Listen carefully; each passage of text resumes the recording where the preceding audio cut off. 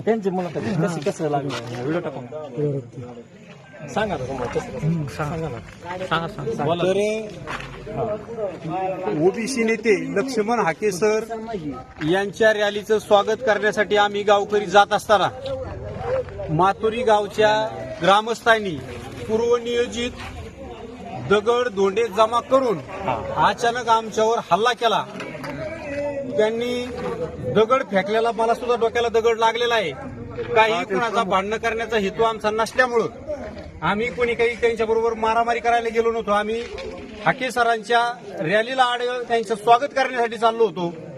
अचानक ठरवून त्यांची बैठका झाली असतील याच्यावरती त्यांनी ठरवून या सगळ्या लोकांवर त्यांनी दगडफेक केलेली आहे.